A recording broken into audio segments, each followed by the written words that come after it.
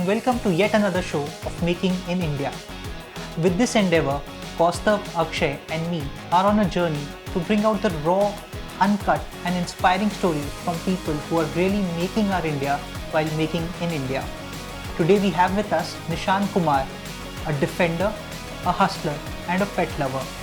Nishant has joined his family's construction business and is currently constructing skyscrapers all across the Mumbai region. Thank you, Nishant, for joining with us. Hello, everyone. So, Nishant, can you please tell us what kind of construction is your forte? So, we at Blackstone Engineering Contracts, we believe that, engineering is our main domain and business is a byproduct for us. So, we are predominantly focused on technically difficult projects, which takes, our expertise and our technical learnings, and we make them happen. So we've built one of the tallest buildings in India, which is there in Mumbai. Currently we are doing a 50-storied building. We have done data centers, we've done zoos, which was Asia's largest zoo. So all these things we've done only because our main focus is on engineering, and as I said, business is a byproduct for us. So our predominant focus is on residential, but we've done some technically really challenging buildings.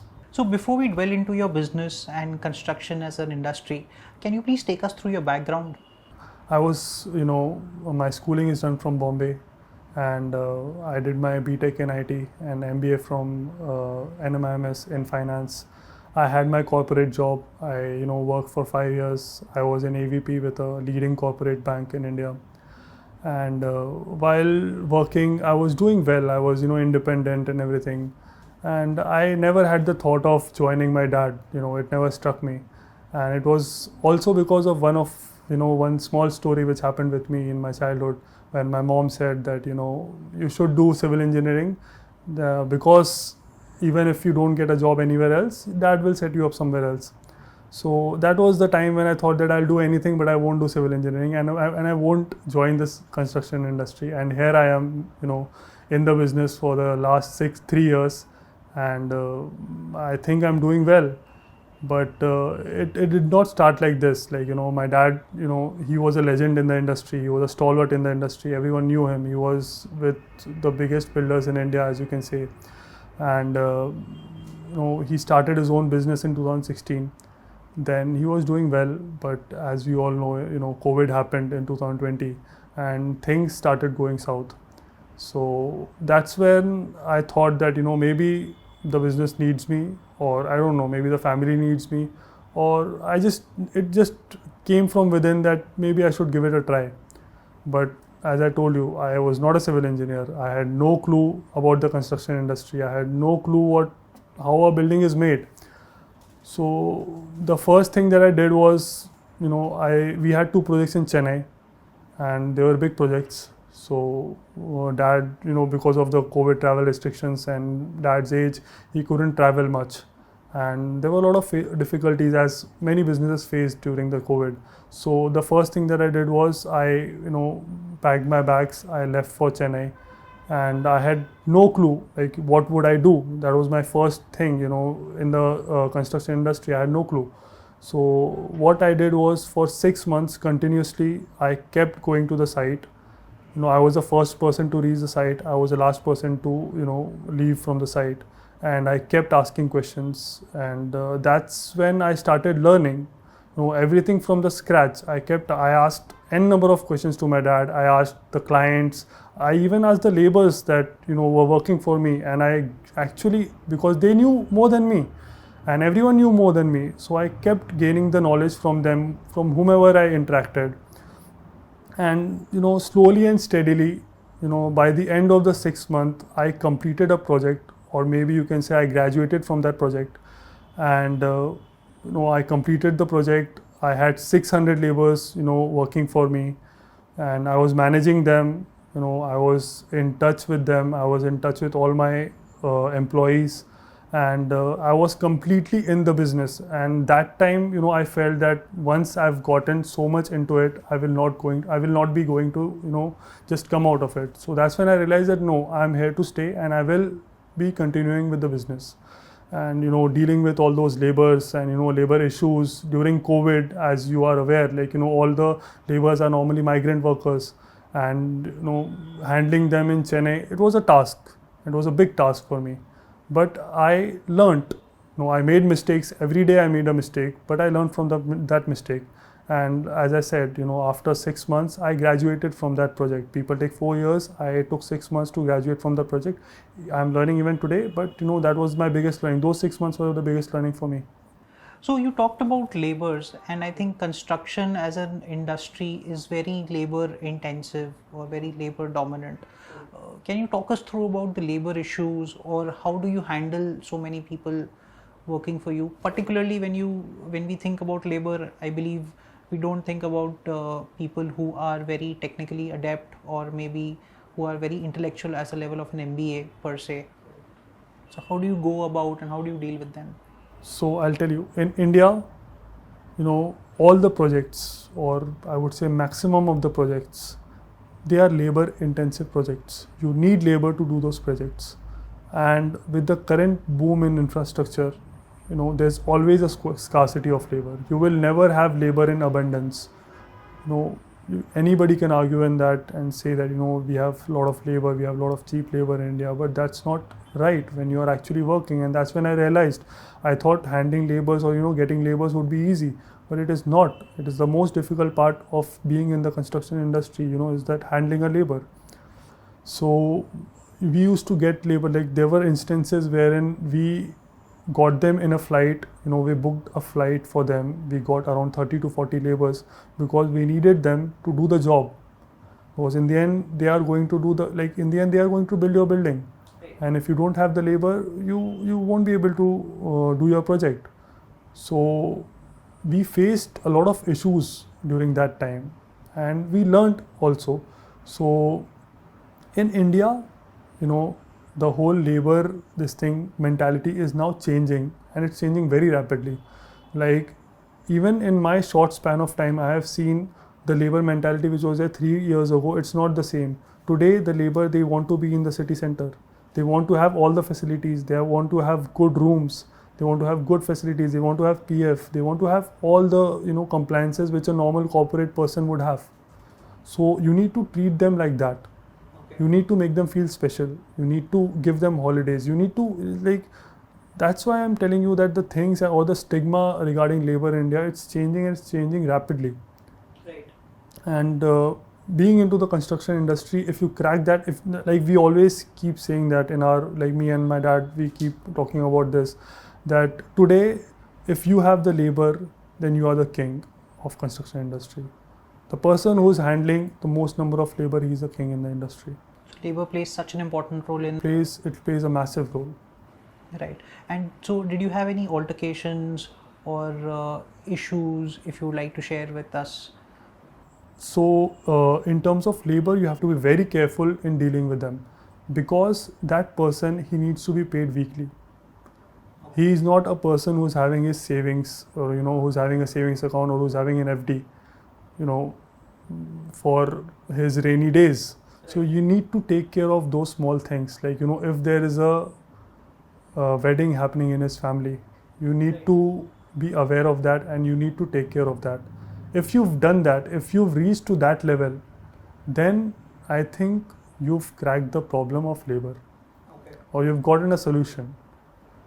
Because normally people don't do that, but someone who's done it, you need to be, because he will work for you, and in the end he is the one who is going to drive your project and complete your project on time, and give you all the profits and everything.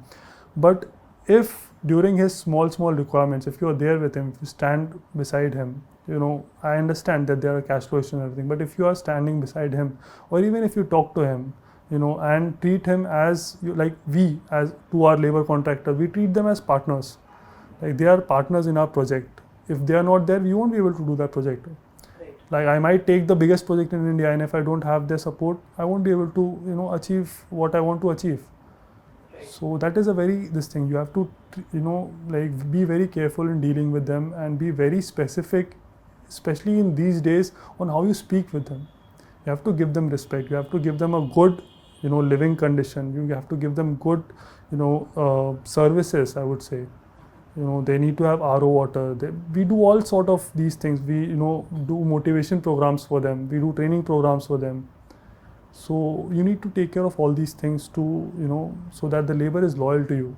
So you talked about payments to the laborers on a weekly basis. So laborers are paid on a weekly basis, and I believe for a construction or a development project like you are not paid on a weekly basis. You are probably paid on a milestone basis.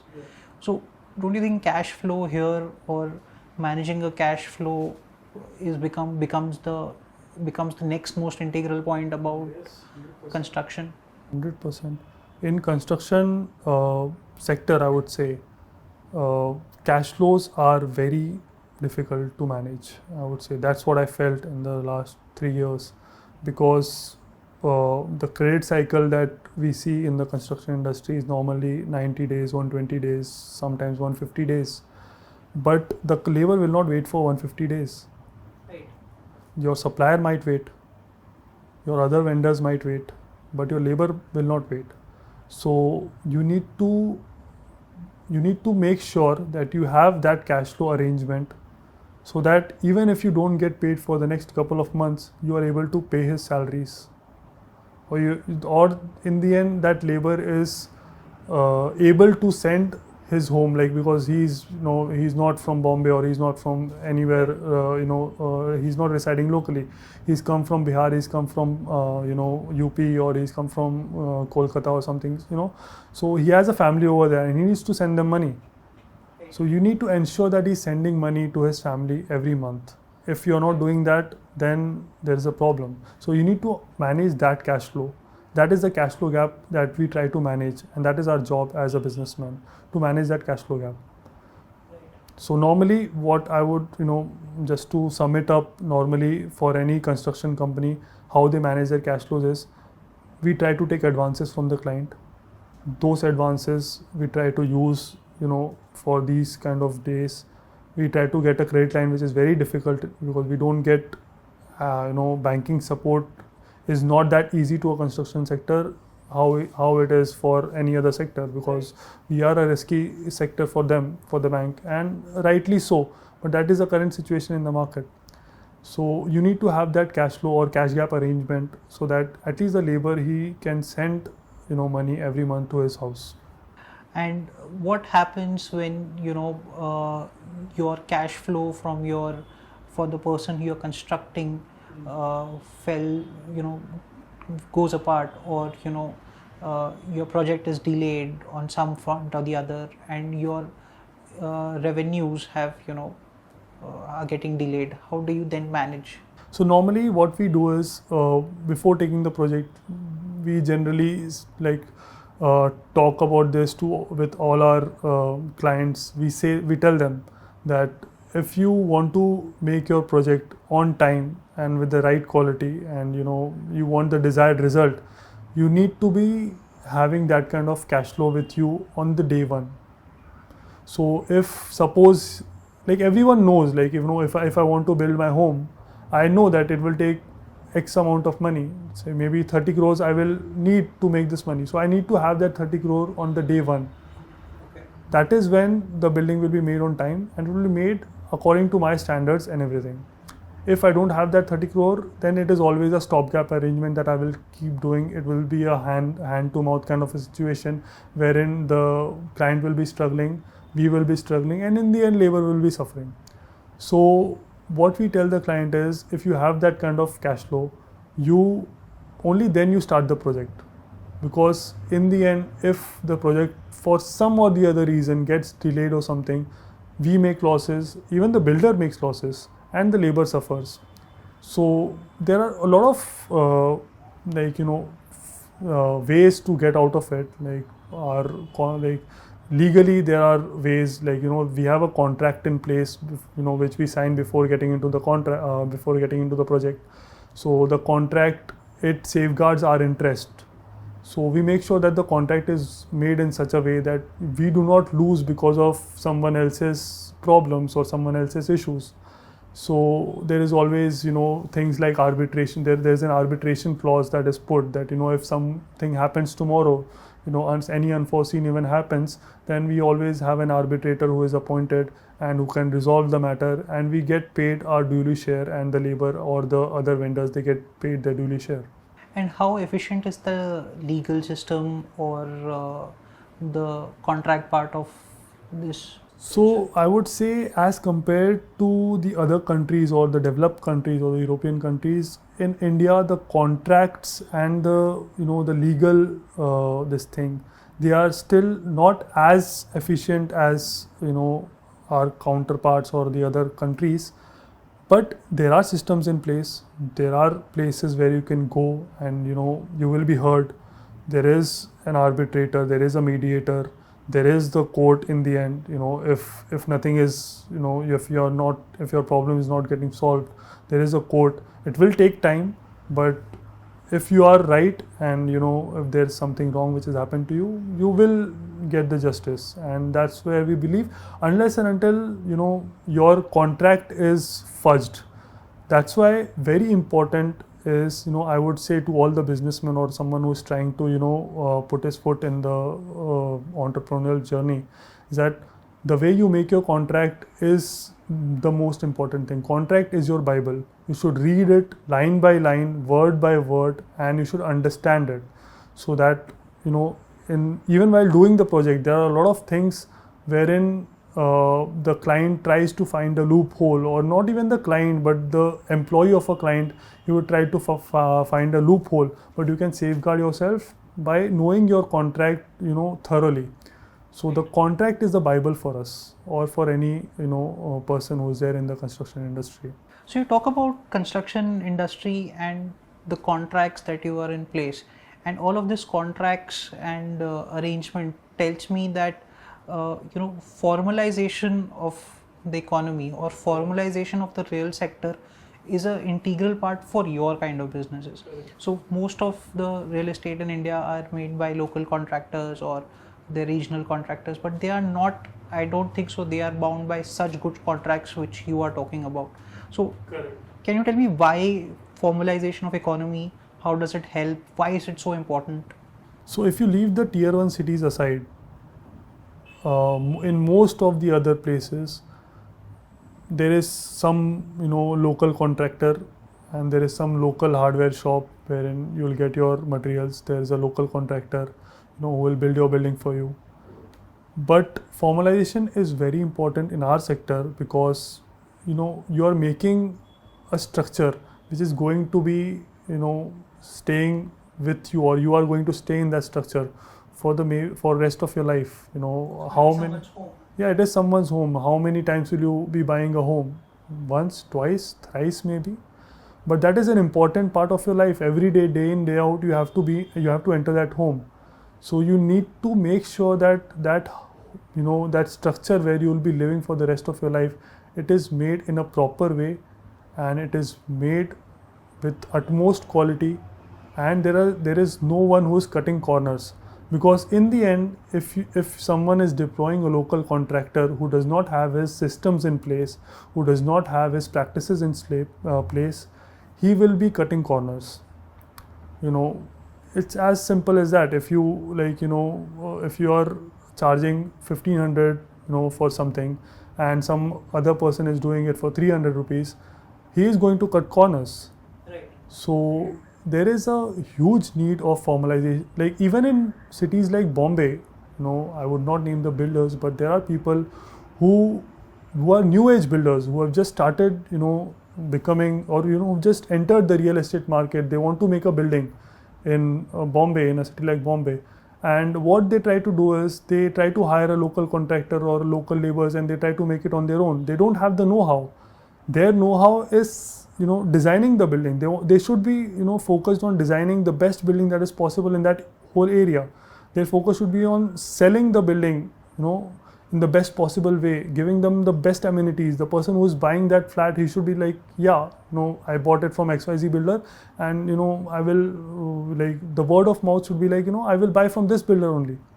Right. So his focus should be on that, like, to capture that mindset of that, first home buyer or the second home buyer. Like, yeah, I've got a good flat. He's proud about it. Yeah, a quality product. His focus should not be how can I, save 10 rupees in the construction cost, just to cut corners. There are professionals there. There are good people, not just us. There are good people who are doing good things, have good processes, good systems in place, and whose main focus is on quality. So my advice, I would say, my suggestion would be that the more formalization of this sector happens, the better it will be for each and everyone. So, I see there are two very different aspects about your career per se. One was a very cushy banking job, and this is real estate where this is very dynamic in nature. So, can you tell me about both of these aspects? How have you been able to change yourself from a banker to a construction engineer? In banking, there's a common term called JFM, that is Jan, Feb, March. And bankers are crazy about that. They say that it is the most difficult 3 months of their whole year. And even I used to feel that when I was, working in the banking sector. But when I came to business, I felt that was nothing. Like, the pressure there, it was nothing. Like, in the end, the final responsibility lies with someone else. If I'm doing someone's job, the final responsibility is someone else's.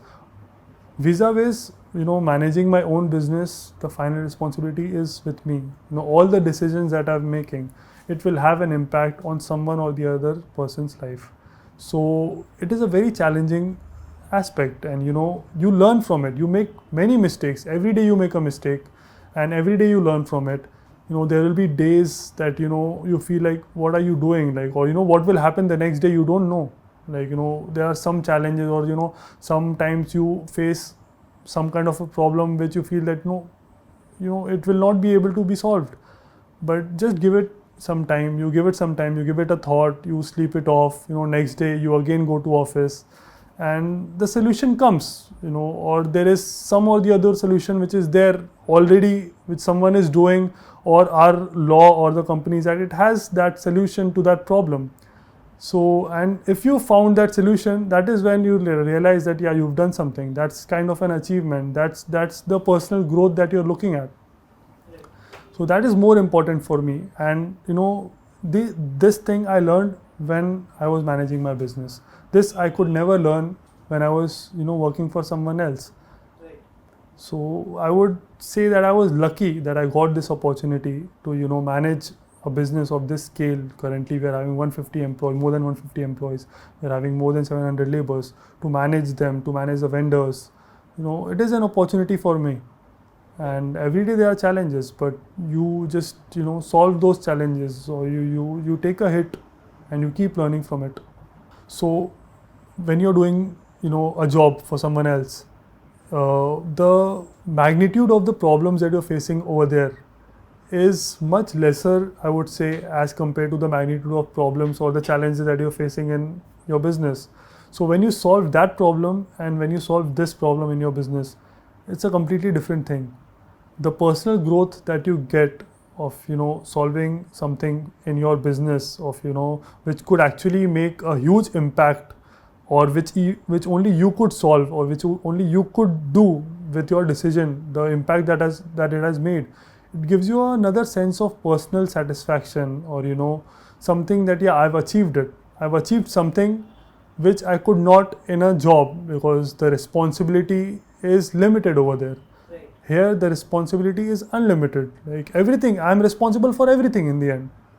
Right. Everything, all the buck stops at me, if I would put it in that way. So tell me about, what do you think are the most important principles that you feel are required to run your business? I think this comes with experience. You keep learning. Okay? So there's no one thing that you can narrow down to, that this, if you've cracked, but you keep learning from your experiences, and then you get an idea that what works. And normally, in this situation, or in these kind of situations, how do you react? So, after gauging my 3 year story, I learned that the most important thing is persistence in business.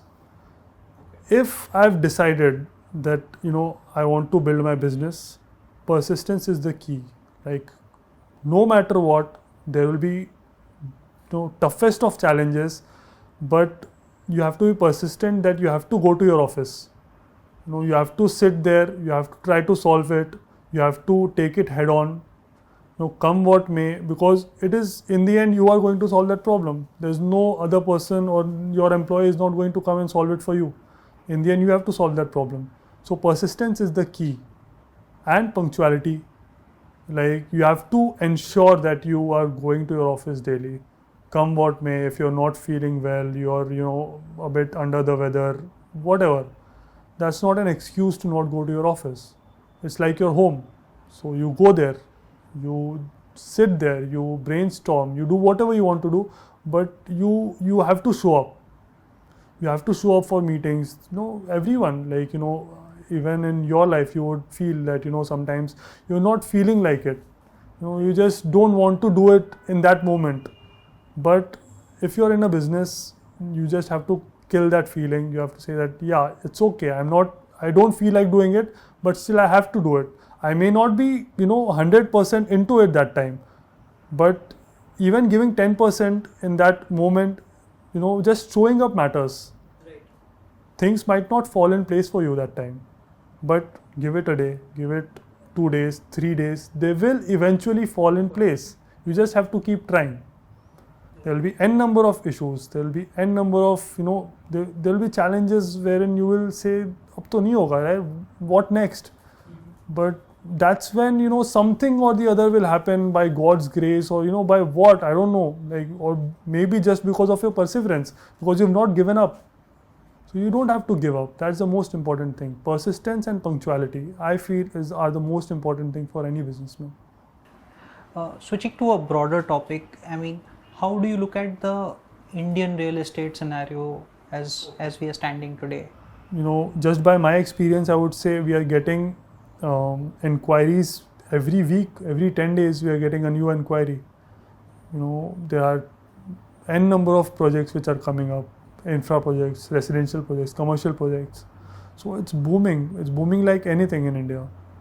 So the future is bright, and I want to bank, or our company, we want to bank upon this opportunity that we are getting from India. And we want to, like, as someone has rightly said, when it pours, just go with a whole thimble. So I want to be there when it's pouring, and this is the time I feel in India it's pouring opportunities.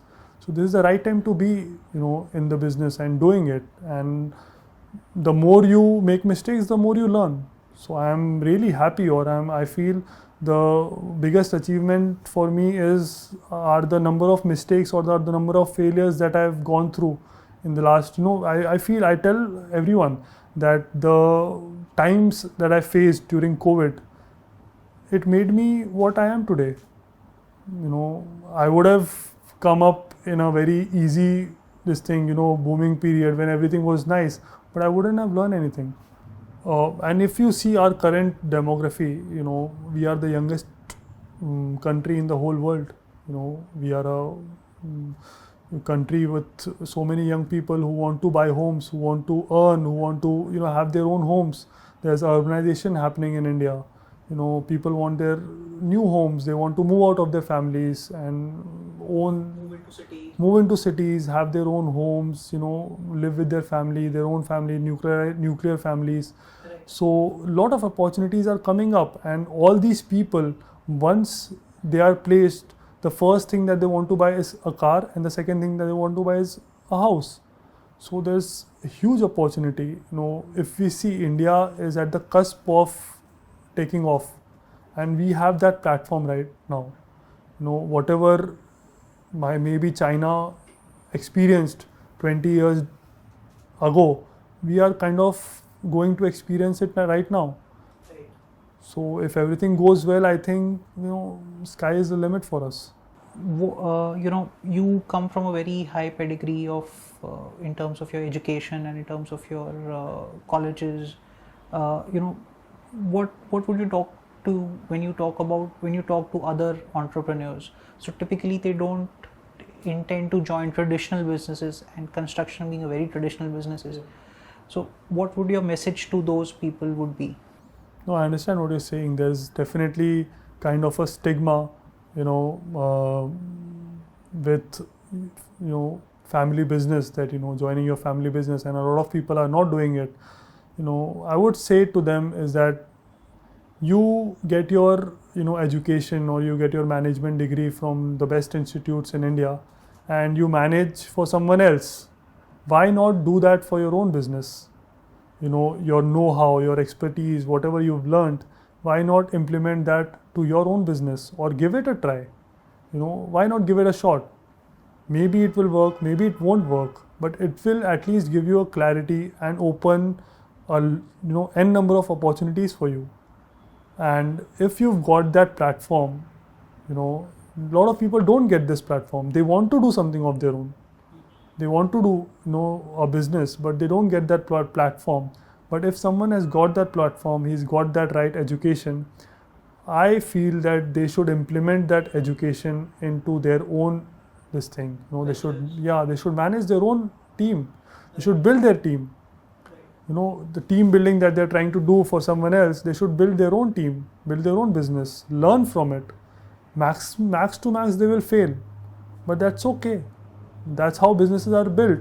They will fail once, they will fail twice, but that's when they will learn, and third time they will succeed.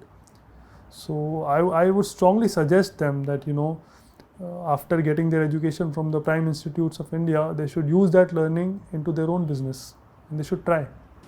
So Nishant, construction is actually a cluttered and a fragmented kind of a business. How do you deal with so many players doing the same job? Okay, rightly said, as you mentioned, construction is a very cluttered market.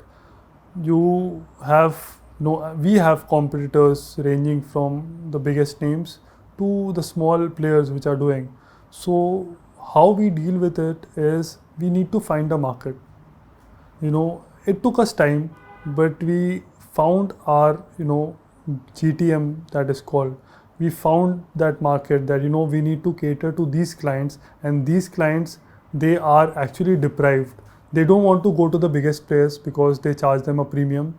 They don't want to do it from the local contractors. They are ready to pay for a good professional contractor. So we found that market. It took us time. We burnt our money. We spent here and there.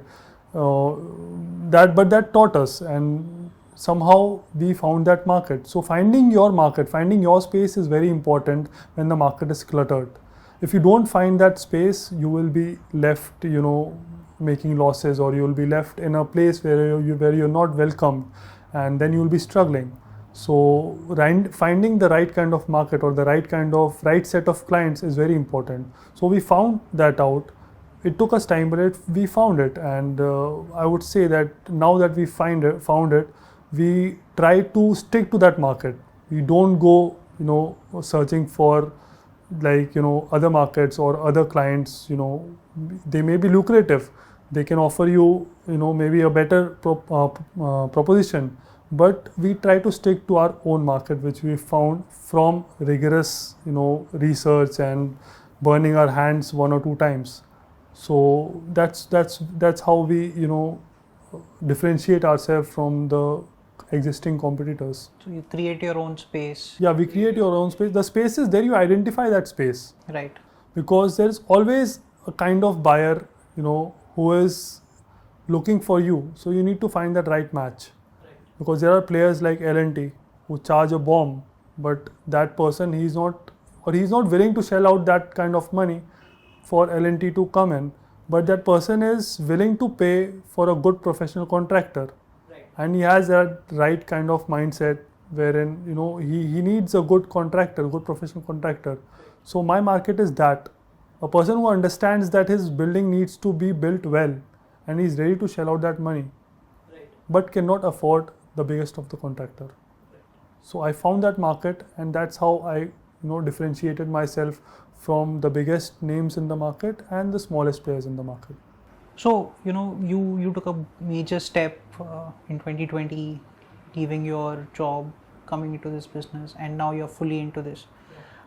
If you were supposed to talk to yourself in the mirror, talking to the same Nishant of 2020, what would your message to Nishant of 2020 would be? I would just say that great job, dude. Like, I wouldn't change anything about it. Like, whatever I've went through, whatever I faced, good, bad, ugly, I own it. And yeah, it was worth it, completely worth it. I wouldn't change anything about it. Maybe I would have done it better.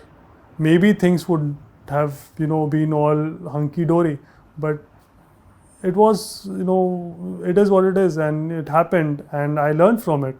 So I wouldn't change anything. I would just say that, good job. Like, whatever he's doing, whatever the 3-year-old Nishant is trying to make a decision that time, I would say, like, go ahead with it.